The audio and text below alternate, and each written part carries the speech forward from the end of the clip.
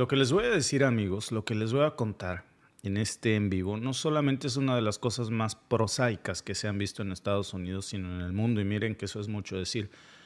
Hablando del tema Jeffrey Epstein, no hablamos solamente de un encubrimiento, hablamos también de algo que apunta directamente a Israel.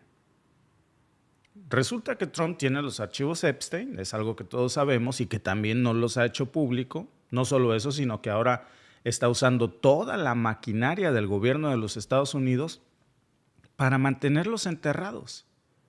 Y uno piensa que es la única razón por la que esto está sucediendo es porque Donald Trump está implicado en esos archivos, lo cual me parece también más que obvio. Pero podría haber una razón más, repito, una que apunta a Israel y de la que pocos o casi ningún medio está hablando, y hoy lo vamos a desenmascarar, porque esto no es una especulación, ¿eh?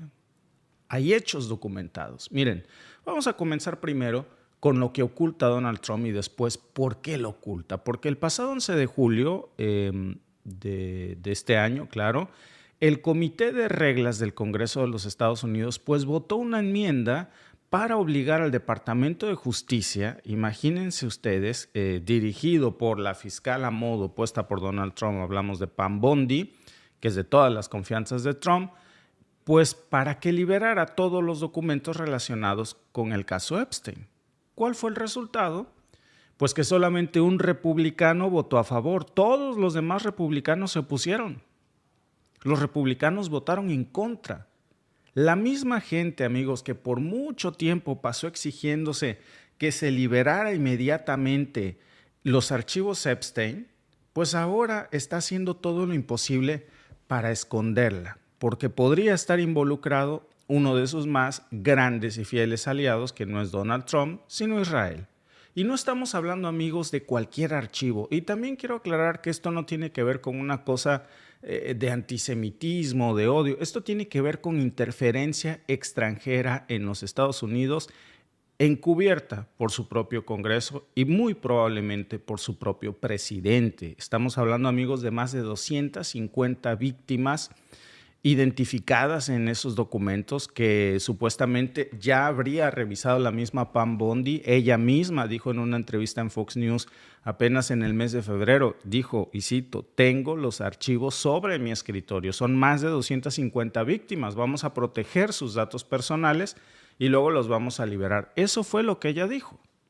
El mismo FBI, pues que también está bajo el control total de Donald Trump a través de su nuevo director, Kash Patel, un incondicional de Trump, que él mismo lo puso. El mismo Patel había dicho durante una audiencia de confirmación que iba a hacer todo lo posible porque el pueblo supiera, el pueblo estadounidense, el peso completo de lo que ocurrió. 3 doritos después, pues en el programa de Bernie Johnson, admitió que el FBI estaba ocultando la lista de clientes Epstein. Lo dijo, la tienen y la están escondiendo. Vaya, incluso hasta el mismo hijo de Donald Trump, fíjense nada más cómo aquí hay algo que simplemente huele mal.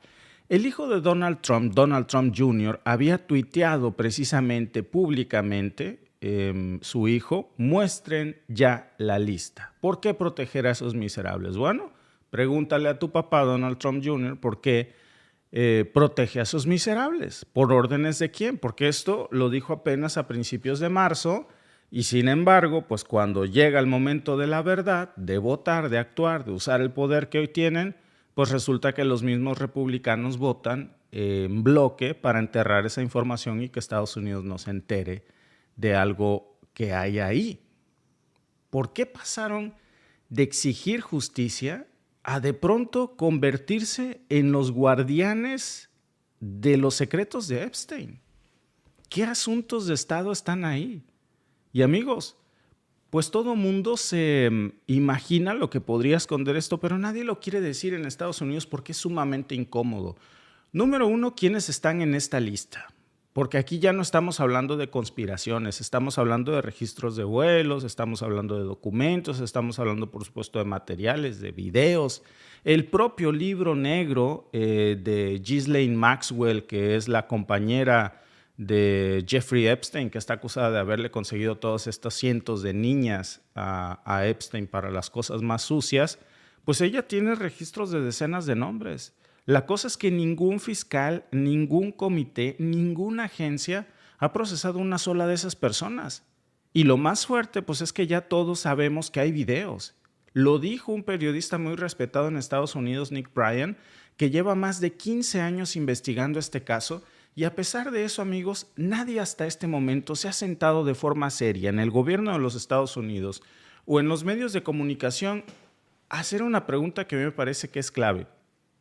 Este tipo, Jeffrey Epstein, tenía una fortuna descomunal que nadie sabe de dónde viene y se dedicaba básicamente, porque ese era su principal trabajo, a atraer políticos y personas poderosas y grabarlas desnudas en situaciones incómodas con menores de edad. ¿Para qué? ¿Quién lo mandaba a hacer eso y con qué fin?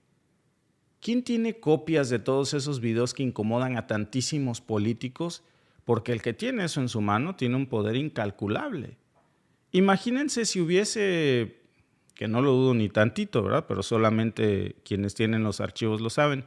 Si hubiese ahí videos comprometedores del mismísimo Donald Trump o de políticos republicanos y demócratas y empresarios y cantantes, poderosos, hombres de negocios. Y ahora, pues resulta que el mismo que filtró el contenido parcial del libro negro de Maxwell hace años, pues dice que Epstein tenía cámaras instaladas en todas sus propiedades. Es decir, eso era una agencia de espionaje, era una trampa mortal. Grababa a todos sus invitados, los llevaba para comprometerlos. Y eso, amigos, pues era parte de un mecanismo de chantaje dirigido muy probablemente por un tercer país operando con sus sistemas de inteligencia adentro de los Estados Unidos como un queso en la ratonera. La pregunta es, ¿por qué no se han liberado esas grabaciones? ¿Dónde están los fiscales que apenas hace unos meses estaban prometiendo que iban a limpiar todo ese cochinero? ¿Dónde está la valentía que tanto pregonaban? Si alguien realmente quiere justicia aquí, pues esos videos ya estarían en manos de los tribunales. La cosa, amigos, es que ni el FBI, ni Kash Patel, ni Pam Bondi, ni el mismo Donald Trump han movido un solo dedo para hacerlo. Esa es la realidad.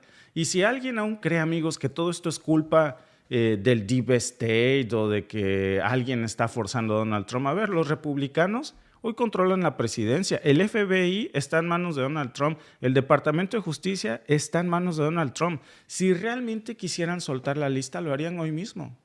No solo no la sueltan, sino que hoy dicen que tal cosa no existe. Que la lista pues es un invento, que realmente no había nadie ahí en esa lista que se inventó Biden y Obama. Y lo más absurdo es ver cómo pasaron del discurso de proteger a los niños indefensos y a las víctimas, a los niñitos que fueron usados para esto, ahora a proteger a los agresores. El mismo partido que usó el caso Epstein como un símbolo de corrupción y perversión de las élites y una podredumbre total que iba a desbaratar toda una red de abusadores de menores, pues hoy niega que exista tal cosa, ¿no? Y aquí detrás de todo esto, amigos, hay algo que huele mal. En el 2008, cuando Epstein fue condenado en Florida, recibió una sentencia absurda. ¿Saben cuánto le habían dado la primera vez por hacer esto? 13 meses en prisión. Por cierto, esa prisión ni siquiera era una cárcel común. En un régimen ahora como el que vemos en el régimen de Trump, bueno, vemos en la primera continuación cuando alguien, y hay que decirlo, no nada más en manos de los republicanos, en el 2008 en manos de los demócratas también, Barack Obama, si mal no recuerdo, pues le dan a este tipo 13 meses de prisión. Y ni siquiera era prisión de veras, él podía salir, entrar, tener un régimen de salidas diarias. Dormía en prisión, sí, pero se pasaba el resto de su día operando afuera.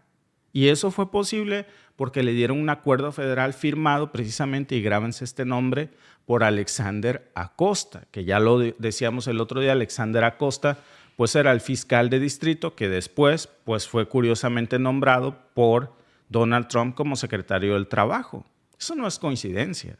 Ahora, imagínense el nivel de impunidad que hace falta o el palancazo que debe de tener un hombre como Epstein, con antecedentes así desde los años 90, que tenía un montón de acusaciones y evidencia física para mantenerse protegido por décadas.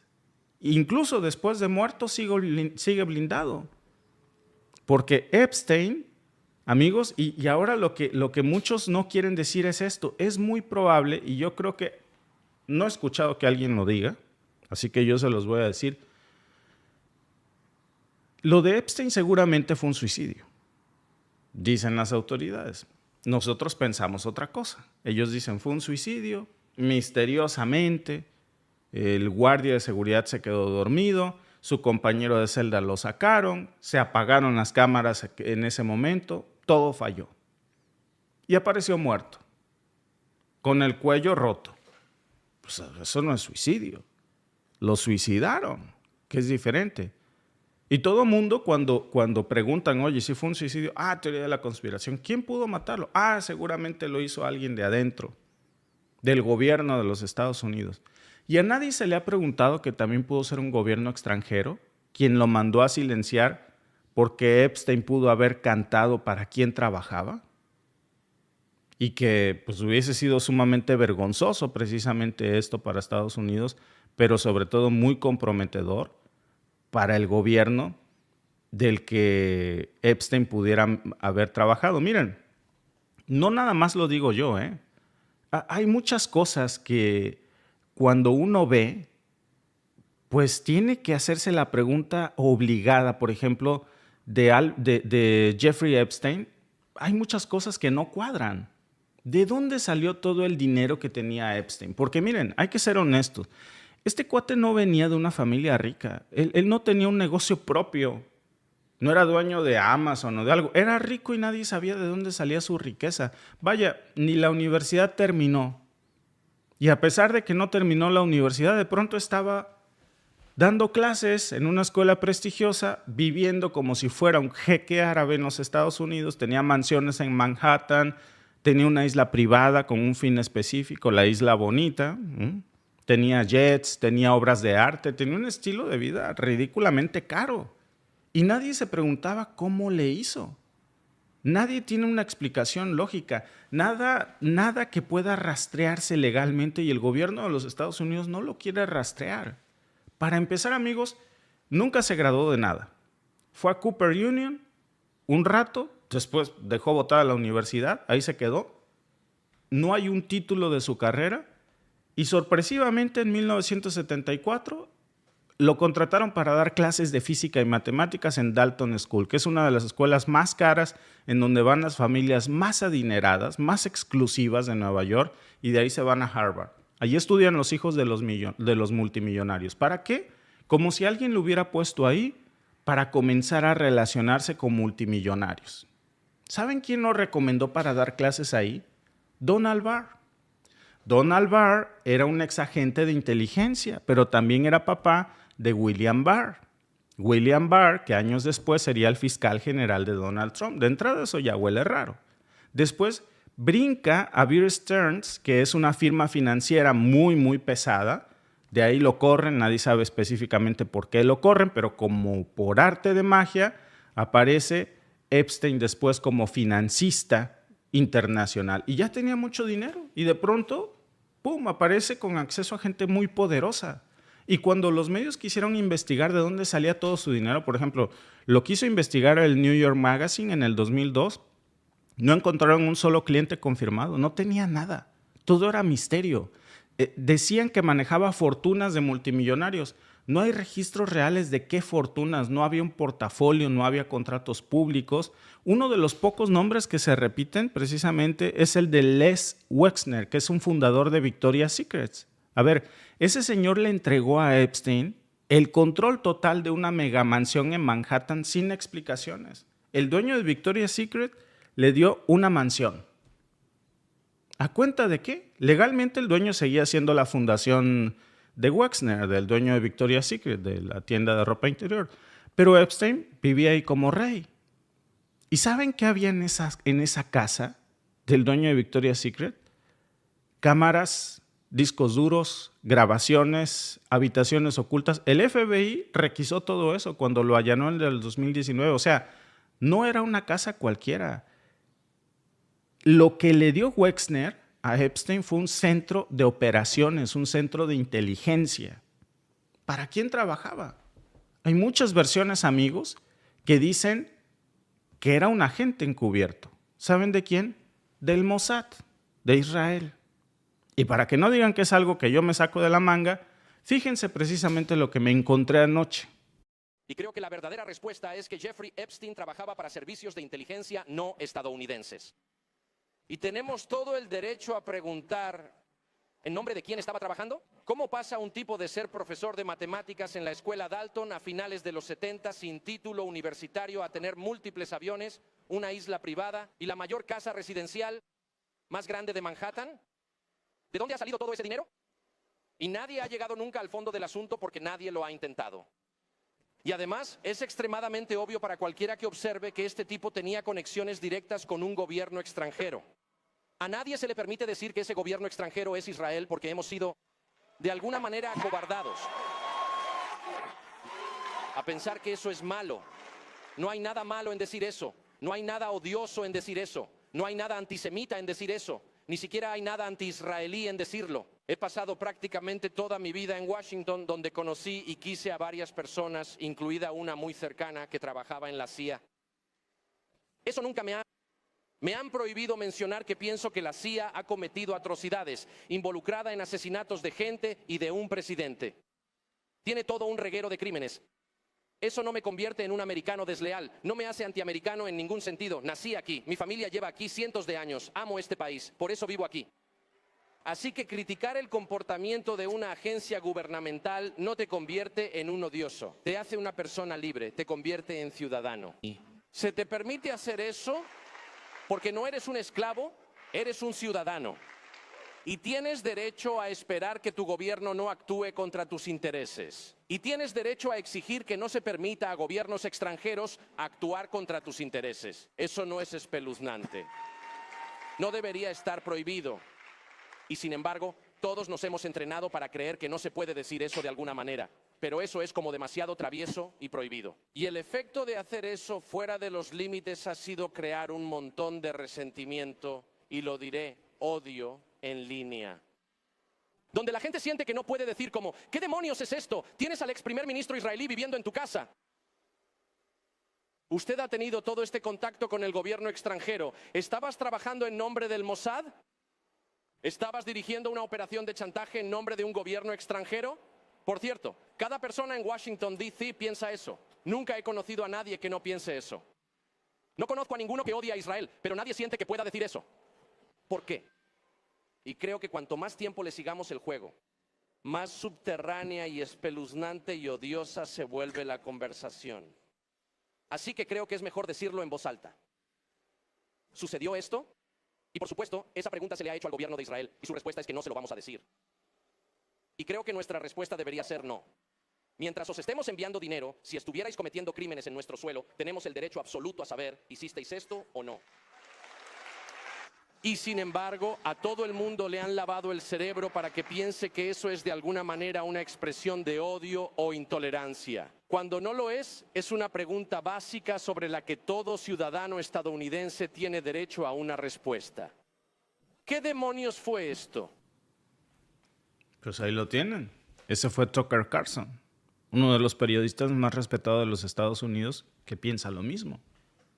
Y no somos pocos.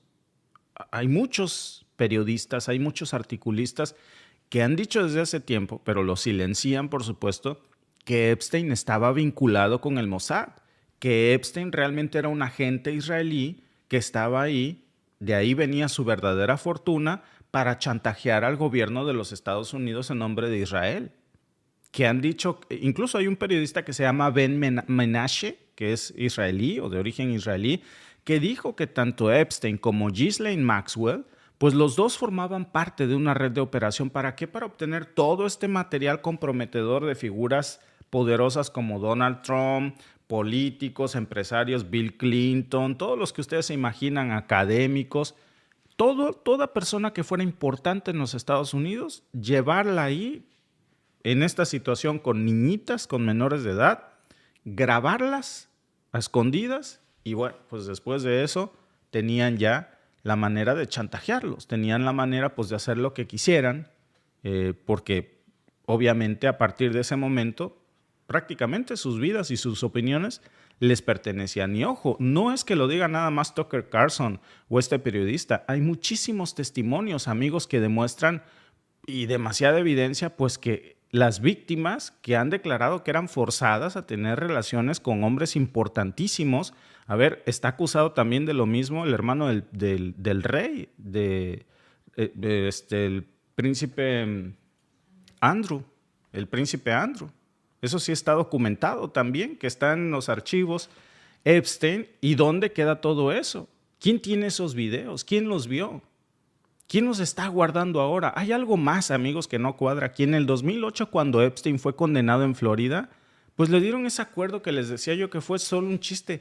13 meses de cárcel, ni siquiera era cárcel real. Podía salir todos los días a seguir operando. ¿Para quién? ¿Para el gobierno israelí? Se iba a dormir en la celda con comodidades en la noche, pero en el día iba a operar. ¿Quién firmó ese acuerdo? Les decía Alexander Acosta. Y curiosamente, amigos, nadie se ha parado a preguntarse en el gobierno de Estados Unidos por qué precisamente Alexander Acosta, cuando le da esa sentencia reducida en una de sus declaraciones, él dijo en ese momento que le habían dicho desde arriba que no se tenía que meter con Epstein porque trabajaba para inteligencia. Y no le dijeron mentiras, pero tampoco una verdad completa. Nunca le dijeron para qué inteligencia trabajaba. ¿Y quién desde lo más alto le pudo haber dicho eso? Que solo pudo venir de la Casa Blanca. Y si de verdad Epstein fue un depredador solitario, la pregunta es ¿por qué sigue habiendo tanto silencio alrededor? ¿Por qué nadie quiere investigar más? ¿Por qué los mismos estadounidenses poderosos como Donald Trump, que prometieron llegar hasta el fondo, no defienden a su propio país de un señalamiento que sería gravísimo? No hay una forma, amigos, de que alguien explique de dónde viene la fortuna que tenía Epstein. ¿Por qué empresarios y figuras prominentes y tan poderosas como el dueño de Victoria's Secret le decía a usted había prestado una mansión a Epstein para que la convirtiera en un búnker de inteligencia? Eso no es paranoia, amigos, es sentido común. Sentido común que todo el mundo quiere ignorar. Ese salto de haber sido profesor sin terminar la universidad y después convertirse en un millonario de élite con una isla con acceso a la crema innata de los Estados Unidos. A ver, ese cuate estaba haciendo algo muy útil para alguien con muchísimo poder y por eso lo protegieron tanto tiempo. Pero cuando lo sorprendieron y lo metieron a la cárcel podía cantar sus mejores éxitos y entonces se convirtió en un peligro para alguien más, probablemente para los mismos para los que trabajaba. Yo creo que son cosas que tenemos que pensar, amigos, y empezar a atar los cabos. ¿Quién está detrás de esta podredumbre tan grande?